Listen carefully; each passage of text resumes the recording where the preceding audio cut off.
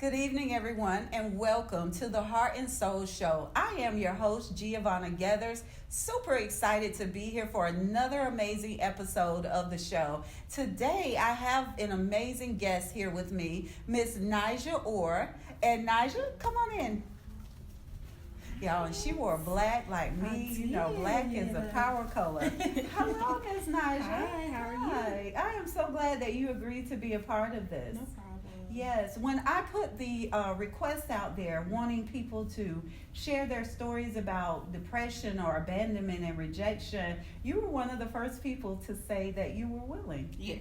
And I'm glad because as I was sharing with my husband earlier, you actually attended one of my first workshops. I actually did a workshop on daddy issues, and it was called Daddy's Girl. And you were one of about 8, I believe, that actually came to that workshop. And I remember that was a very difficult time for you. Yes. You were going through some changes because of your daddy issues, your abandonment issues. But since then, y'all, I am pleased to say that Nija is happily married to her boo, who you were dating at the time. But you guys were going through some troubles. And a lot of that was based on what you were dealing with, what you were facing. And you also now have another child, another daughter. Yes. So, again, you all, we're going to be talking with Nija today, and there were supposed to be a few of us, but Nija showed up, and I'm certainly glad that she did, because I wanted to have a candid discussion really about depression, about things that we deal with, that we wrestle with, that we all sometimes have to struggle to overcome, and how when we are willing to face and address those things and overcome them, it really kind of just, it liberates us and it gives us back our lives. Would you agree? I do. I agree. Yeah. I agree. I think that after attending your workshop, it made me think a lot or reflect a lot about what I was going through, what I was feeling, and kind of make me face it. Mm-hmm. And once I was able to face those things and see my truth for what it was, I was able to move forward and grow from that. Yeah. What are some of the things that you did? Because that workshop was, I think, 3 years ago, I believe. So what are some things that you have done since that workshop, or what did the workshop help you to realize? Well, the workshop helped me realize that I was not just mad, I was sad, I was depressed, I was disappointed, I was let down. It also led me to a friend, Precious Bivings. She was there, and she kind of kicked me in the gear a little bit too, Coach P. And so since then, what I've done is did a little counseling. When we did our marriage or premarital counseling, the therapist said, "Do you realize that you can't say, or anybody can't say the word daddy without you crying?" Wow. And I was like, was whoa. that like revelational for you? It was. Kind of took my breath away, and I was like, this is true. I didn't realize that. And so she said, we have to deal with that before you get married. And then she looked at my husband and said, are you sure you want to marry her? Because she's got some things she has to work through that you don't want to bring into a marriage. So that made me like kind of stop and say, okay, I have to deal with this. Yeah. And if I remember correctly, Nija, I mentioned that to you during the workshop. You did. That until you were willing to face that and deal with it, your marriage wouldn't be successful. Yes. Yeah. Do you remember that? I remember. Yeah. I remember. And that's a hard pill to swallow because that's not something you want to revisit all the time. Absolutely. I mean, no healing work, because all of it requires us to face ourselves, as you said, to own and face our truths, to tell the truth to ourselves. Sometimes we always think about being truthful to other people, but it is so hard to be honest with yourself because you don't get to run from you. Now, you can bury it, you can ignore it, you can avoid it, but eventually it's going to show up because it's always there. Like you said, it's always there. And so I'm glad that you were willing and that you worked with Precious, love her, and that you were able to get at least some resolution. So tell us some of the things that you did. You said you did do premarital counseling, you had some coaching. What specifically did you have to do? Like, did you have to call Daddy? Did you write him a letter? Did you fuss him out, at Waffle House? Like, what did you do in order to really look that thing in the eye? I called them. Okay. And I said, you know what? You really disappointed me. And I had to have that conversation with him and tell him, I expected you to be there. I expected you to protect me. You didn't. Mm-hmm. And so he apologized. We had that conversation. It's been good since we had that initial conversation. It's still a little touch and go sometimes, but we're at least on speaking terms. Okay. And even my mom are at least on speaking terms because that wasn't. So they weren't speaking either? No. Wow. She hadn't talked to him since he left in 2000, so when I was 10. So when you were 10, he walked out? Yes. Okay. And did you continue to have a relationship with him afterwards? No. The relationship with him while he was here in South Carolina was touch and go. So sometimes he would say he was going to pick us up, and then he might not have come. And then sometimes we would see him, sometimes we wouldn't. But my mom got word from the streets, as young people say. Streets are talking. The streets were talking. And they said, hey, at church today, your children's father said that him and his wife were moving. And so she went and said, hey, to the clerk of court, he's trying to skip town. My kids are still here. You know, he's not wanting to pay child support. Wow. So he's trying to skip town. The police went by his house. Everything was intact. That was at like 2 o'clock in the afternoon. That night, my mom drove by. Everything was gone. Are you serious? Everything was gone. Wow. He was gone. Yeah. So not only did he leave the relationship with your mom, walk out on his children, but then he skipped. You know what I mean? He skipped. Yeah, which is pretty cowardly. I don't want to judge. You know, I try my best not to judge, but I can judge the behavior. Right. And the behavior is pretty cowardly. Right. It's saying that I don't want to own up to my responsibility, and I don't want to own my role as a father. Right. Yeah. It was. And how did that make you feel, though, knowing that? It made me feel like I wasn't worth staying. Yeah. Yeah. And that is one of the things that most people that deal with daddy issues tends to feel, that somehow it was their fault, that somehow they caused it, that somehow they were undeserving and unworthy of their own parents staying to parent them. Or if the mommy and daddy can't be together, at least be in my life, you know. Come and get me when you say, show up, call, send flowers when I graduate from 8th grade. You know, do something. Yeah. Take me to the dance or just come over and sit and watch television. And so when daddy is not there, then typically a child will blame themselves, will try to figure out what is wrong with them that this parent isn't willing to commit and be a part of their lives. So was that some of what you were feeling? Oh yes, definitely. Yeah. It really hindered my self-esteem because I just didn't feel like I was worth anything at that point. And it just kind of really just put a damper on the first part of my life. Yeah, as you said, how can you have great self-esteem when your own father isn't choosing to be a part of your life? And again, I think once you've healed, you realize that at some point you begin to build your own self-esteem and you can begin to fill your own love tank. But certainly when you're a child, you don't know that. As a child, all you know is the longing, the absence, the void, you know, that missing piece that person is meant to fulfill. Right. Yeah. And then I had my stepdad. Okay. And so it kind of I felt guilty, like if I said I miss my dad, then it kind of made me feel like I shouldn't say that because my stepdad is here. He's taking care of us, you know. He's taking me to dances and he takes me on vacation. He's doing all this stuff. So then I kind of had to suppress how I felt too. Oh, goodness. That couldn't have been easy. No. Because you really did miss your dad.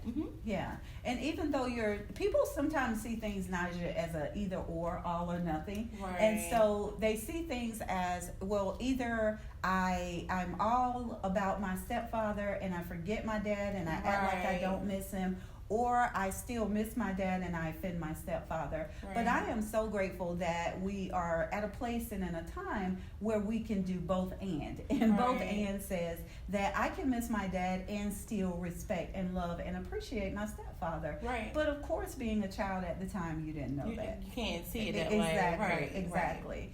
And so not only are you now dealing with the abandonment issues, the feeling unworthy, the low self-esteem, but then you got guilt on top of it. So it's almost like, well, now I'm telling myself I shouldn't even be happy or, really appreciate this man that is in my life because that's somehow betraying my father. Right. And then if I appreciate this guy and I really allow myself to enjoy having a father figure, then I'm somehow betraying my dad. Right. Yeah. So it's kind of hard. It's just on both sides. You just didn't really know what to do or how to feel, so you just kind of suppressed it. And I think that's when the depression kicks in. Yes. And I want to talk about that too because obviously I'm a psychotherapist, and so I deal with repressed and suppressed feelings, memories, and all of that. And I have a wonderful book that I recommend to a lot of my clients called Feelings Buried Alive Never Die.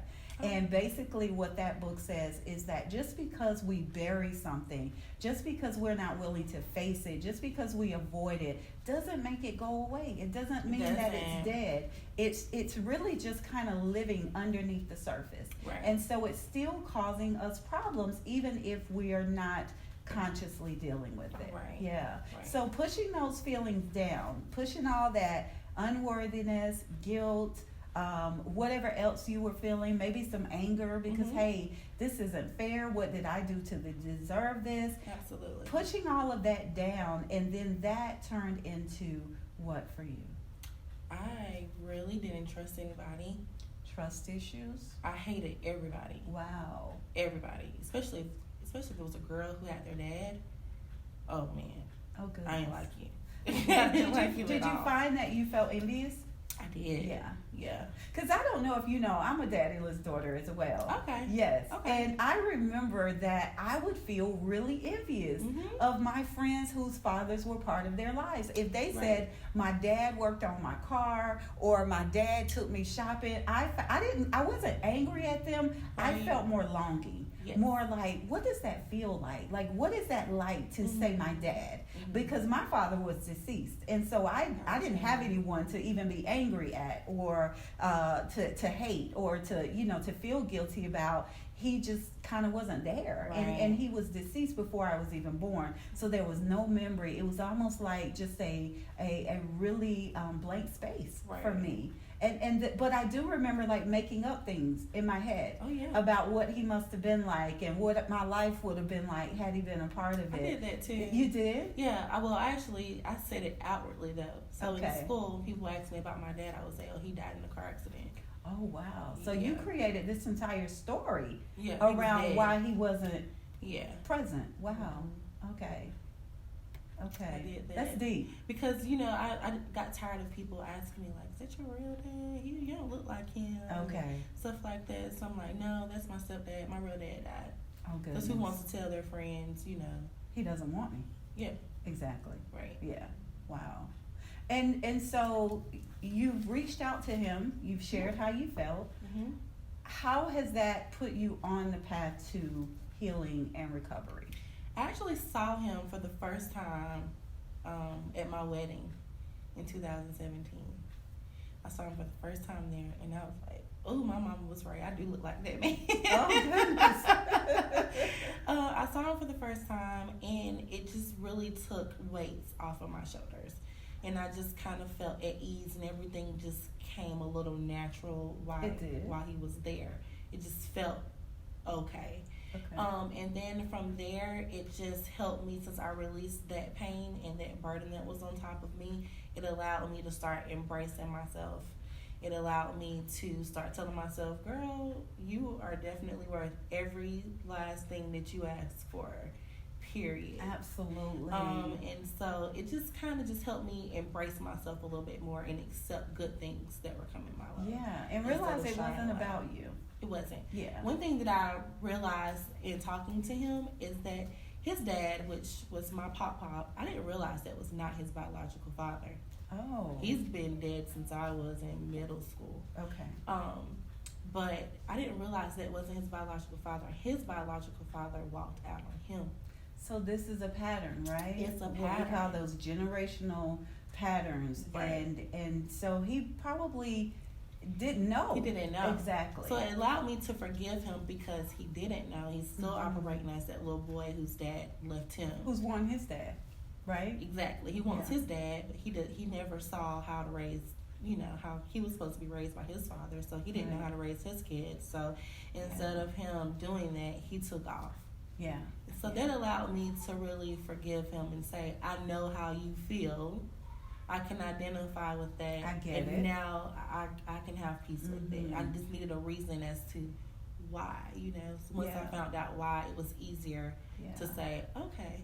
How amazing for you, though. I mean, how amazing for you to pick up on that, and be able to relate how the two were related, but then to even be able to offer him compassion and understanding and grace, even though this is still the person that has hurt you, that walked out on you. I mean, just how mature is that for you to still be able to understand where that pattern started and perhaps even where his hurt was lying and why he was able to do the same thing to you. Right. Doesn't make it right. Doesn't condone it, but it certainly gives you insight and understanding. It does. And I mean, just as God extends that understanding to us, we have to extend it to others. To other people. I say that all the time, Naja, that God, I need grace every day. Every day. I every day I do something where I need your grace to fall on me. I need it to cover me. How can I not be willing to extend that to other people? Right. Yeah, it really does.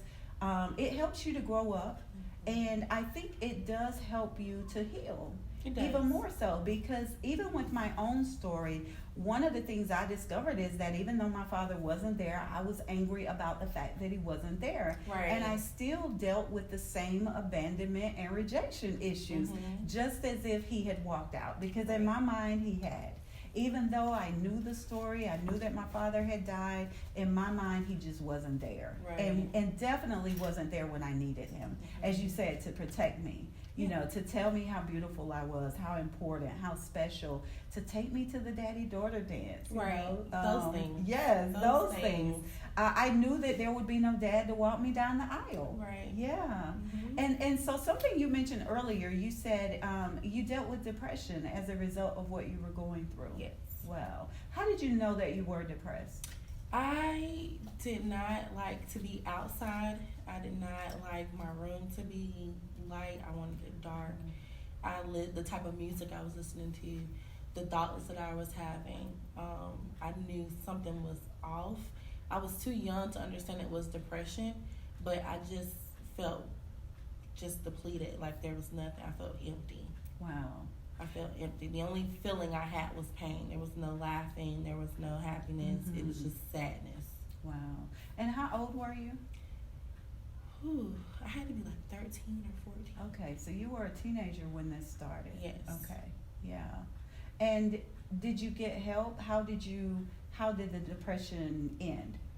It ended by getting therapy. Okay, so you did go to therapy. I did go to therapy. And so therapy is a good thing. Yes. Okay, because I am trying my best to get these black folks to understand that therapy is okay. It's okay. Yes. Like, I'm a Christian. I do believe that God can heal us from everything, but God also put therapists on this earth for a reason. Absolutely. If you need one, you need to go and see one. Because sometimes all you need is somebody who's not biased, who doesn't know anything about you or the people that you're around to just talk to.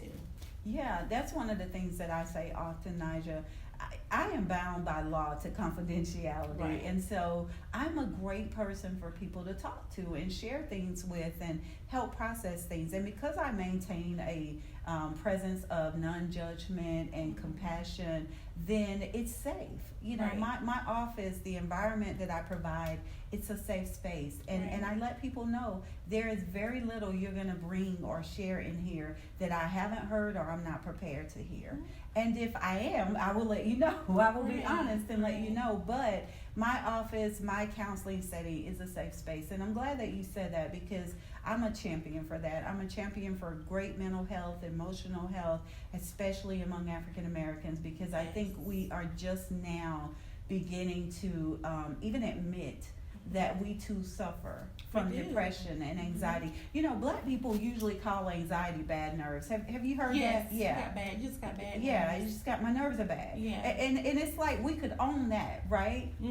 Big Mama could own having bad nerves. Right. But we didn't want to call it anxiety because anxiety sounded too much like a medical condition, Right. a diagnosis. Right. And so I got bad nerves. Right. Yeah. There's nothing wrong to me with talking to someone so you can get that out of you, because that feeling will drive you to do something that is irreversible. Absolutely. You can always go and talk to somebody and decide later on, that's just not for me, or do something else. But if you decide to take your life because of it, you can't reverse that. Exactly. That's Can't change permanent. it. Yeah. That's permanent. Exactly. And because there is so much help out there now, from psychopharmacology, medicine, or talk therapy, or a combination, there is just so much help out there now. It's easier than ever to get it covered on your medical insurance, or even through the Medicaid program, the state Medicaid programs. So it really now, to me, is very saddening when I see someone who just flat out will not, Right. even though the help is there. It's kind of like you're in the desert and you're dying of thirst, and there's a water pitcher right there, Right. but your pride, or your sense of embarrassment, or not wanting to feel weak will not Right. cause you to just reach over and take that assistance that's available, Right. not just present but available to you. And what bothers me is that kids are watching their parents. Kids are watching you, and it's like, okay, if my mom and dad won't talk about it to somebody else, then I can. I'll tell my children all the time, with my 6-year-old, I say, if you don't want to talk to mommy about it, you can talk to your yaya about it. You can talk to your school counselor about it. You can talk to someone about it if you need to. Yes, So- I love that, because I think the healthier we are as parents, the healthier examples we are for our children.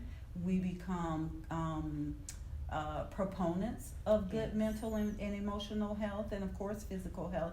But depression even affects our physical health, and many people don't realize that. They don't realize that the effects of depression, anxiety, high levels of stress really begins to break you down physically, from the inside out.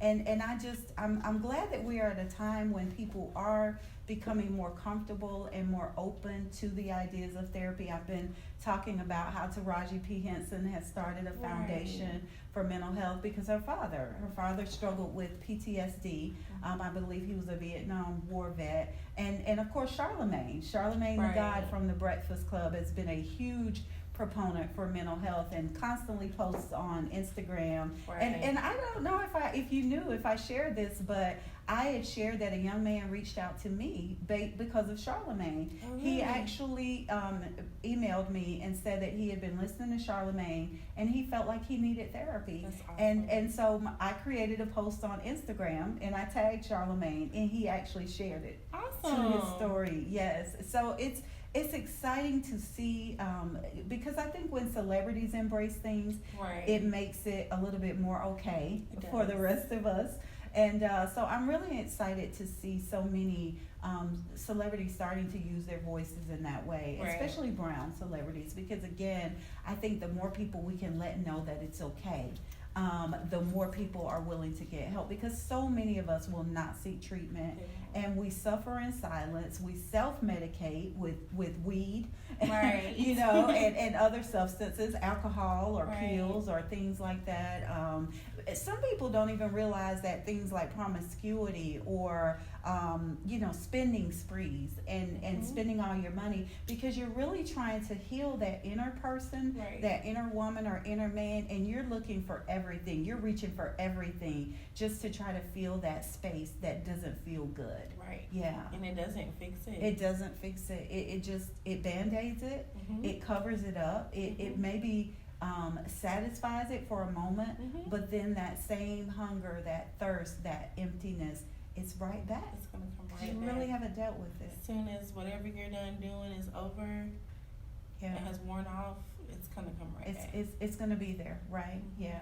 One of my favorite sayings, and there's actually a book with the same title, Everywhere You Go, There You Are, or it's called Everywhere I Go, There I Am. And so I can run, I can hide, I can avoid, I can deflect, I can self-medicate, I can cover up. But at the end of the day, if I don't deal with my stuff, if I don't own my truth, whatever I haven't dealt with is going to be right there with me.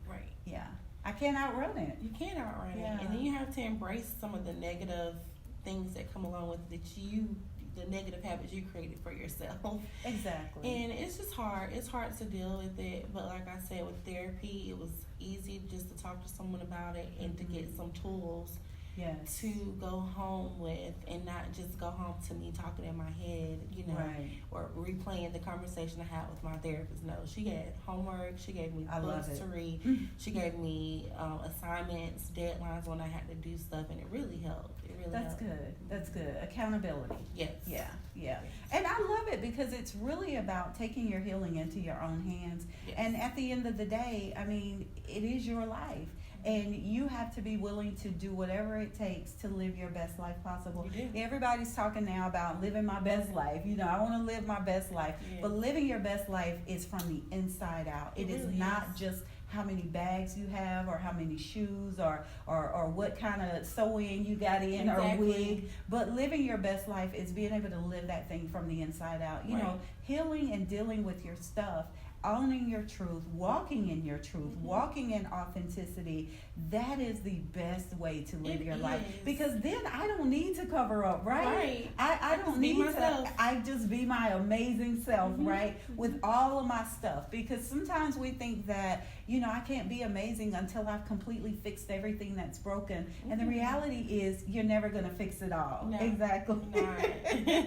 and so it's about learning to embrace who you are, accept who you are, not just your flaws, your mistakes, your shortcomings, your bad habits, but owning the amazing part of you as well. Right. That was hard for me to do, to say, I'm good at this, or I'm good at that, or I'm just great in this area of my life, or just to accept happiness. That was really, really hard, Giovanna. It was really hard. Wow. Yes. I remember going to church, and a lady from church looked at me and she said, I better not see you walk in this church with your head down again the next time you come in this church. Wow. I want to see, and I didn't even realize that my body language hadn't changed. Like, I could be happy, but my shoulders were slouched, my head was down, I'm looking at my feet where I'm walking. So even those little small changes, subtle things, those small accomplishments felt so good. Absolutely. I love that. And one of the things that I am big on now, I've been doing a series called Who Are You? Redefining who you are in the present. Right. Not just based on those old outdated stories of who you were. Right. Of how you grew up, of being a daddyless daughter, abandonment, rejection, abuse, those types of things. But who are you now? Who you get to redefine who you are. We get to redefine who we are in the present moment. Because there is nothing we can do about the past. It's not. Yeah, and so all we can do is take all of that, take the lessons, the blessings, and use that to move us forward. Right. And so it's about being present-centered, being in the now, and how do I take all of that to help me move forward? Because what a lot of people don't understand is that I am creating my future right now. Right. You and I sitting here in this moment, having this conversation, we are creating our tomorrow right now. Right. Yeah. We're not going to wake up tomorrow and then create. Tomorrow we'll be creating for the next day. Right. And so we are constantly creating in the moment. And so I just want people to know they do not have to stay stuck in their past, stuck in their stuff, that you can heal, you can get therapy, you can move forward, and you really can live your best life. And not only can you, it's your right to. It is. You have a right to it. And it feels good just to take the weight off of placing the blame or even focusing on someone else, because I used to tell myself how someone treats you is not a reflection of you, it's a reflection of them. And then I had to pat myself on the hand and say, no ma'am, because now you're trying to dictate who someone else is. That's not right. So I have to change that to how someone else treats you is a reflection of where they are in life at this moment. Wow. I love that. Because people can change. People can change. And I love that because that even in and of itself has an air of compassion to it, and understanding. And it's not judgment. Right. That I get it, that you're hurting as well. You obviously have some stuff that you haven't dealt with. And it's not my position to judge, but I also don't have to take it on as if it's mine. I don't have to make it my stuff. You don't have to. Yeah. I can support you in it. I can pray for you, but I don't have to take it on. And I also don't have to condemn you for it. Nope. Yeah. Because we all deserve grace, We do. right? Yeah. And I love that again, God gives me grace unconditionally, unlimited. I get a whole lot, as much as I need, and I can get it every day. Yeah. So Nija, when I tell you, I didn't know what to expect tonight. You and I haven't really spoken since my Daddy's Girl workshop, other than when you agreed to be a part of this show. And I'm just excited for you. I'm excited about what your future holds. I was jumping up and down when you got married, when I saw that you and Jeff were getting married, and when I saw you were having another baby. Just so excited and just happy because I know where you were. Like, I remember seeing that girl. And I look at this amazing, beautiful woman now who is just ready to embrace all that life has to offer. And you're not ashamed. Like, you're not hiding. You're not putting on that face that is saying, hey, I've got it all together. I've not dealt with anything. I've got my S on my chest. I'm Superwoman. You know, nothing has ever gotten me down. That you're willing to be open and vulnerable and transparent and sharing your story, because I am certainly going to share this video. And because I want people to see it. I want people to know that people that look like you and I, we've also had to overcome things. Because often, again, we are experts at being cover girls. TD Jakes used to call it that, cover girls. You know, covering up your pain, your wounds, your stuff with makeup, with hair, with clothes, with bags, with jewelry, and being broken on the inside. And so I just think that we're in a time now where it's okay. And not only is it okay, but it is encouraged for all of us to do our inner work, so that we really can live our best lives from the inside out. Because life isn't a dress rehearsal. I say that all the time. This is it. You know, this is your opening night. This is your best performance. We are on stage at this very moment. And again, I want everything that life has for me. I don't want to leave anything on the table. Absolutely. I agree. I definitely agree. Well, I have enjoyed this conversation, you guys, and I want to thank everyone for tuning in. Again, Ms. Nija Orr has graciously agreed to be a part of the Heart and Soul show, and this is my next level. So many of you are already fans of the Heart and Soul radio show.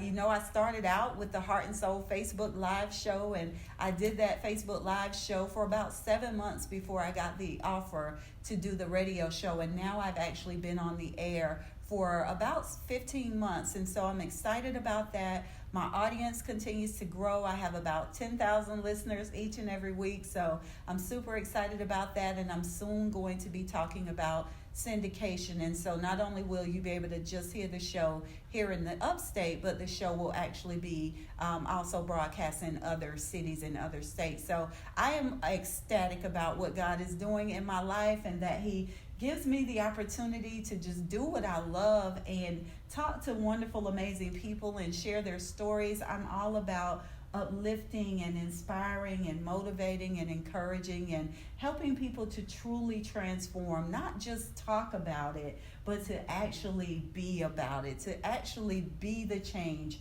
that you talk about, that you envision, that you describe. And so I want you guys to let us know how you've enjoyed this discussion. Again, this is Ms. Nija Caroline Orr, and you can find her on Facebook. And do you want to share your other social media? I just really have Facebook, Nija Orr. I will be doing a nonprofit soon. Wow. For teen girls in fatherless homes. So I'll be announcing that soon. Love it. So we can reconnect around that time. Absolutely. Yes. And I'm glad, because that's how you turn your pain into purpose, right? Yes, absolutely. Exactly. Absolutely. And y'all, that's how you win. It's by taking whatever is thrown at you, because I like to say God doesn't waste anything. No. And I love that He can take the worst experiences of my life and turn them into the best experiences of my life. Right. Yeah, God can take that and make it your platform. He can turn it into your business. Right. He can make that thing put coins in your pocket and in your bank account. The thing that you thought was meant to destroy you, and God can turn around and make that thing deliver you. Absolutely. Yes, yeah, yes. I'm excited. And so, yeah, we've been talking about just defining and redefining who you are, not being defined by the things that have happened in our lives, by being a daddyless daughter, by abuse or neglect or any of those things, bullying, that you get to redefine you in the present, in the now. This is your best life and your best opportunity to live it now. I want you to connect with me on all my social media. I am on Instagram, Twitter, and LinkedIn at Simply Giovanna G, and also on Facebook, Giovanna Geathers. And you can go to my website, Giovanna Geathers. And if you want to work with me one-on-one or attend any of my online classes, workshops, seminars, you can go to my website, GiovannaGeathers.com, and allow me to introduce you to your greatest self. Thank you.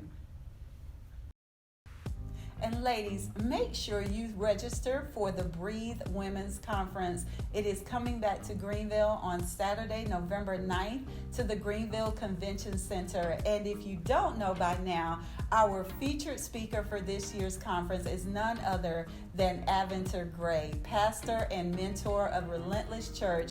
And so I want to see all of you in the house. We are going to have vendors, we have speakers, we have a panel discussion, we also have entertainment, and just an amazing opportunity for you to network with other women. I wanted you all to make sure you sign up. You can go to eventbrite.com or thebreatheconference.com. I want to see you in the building. Thank you.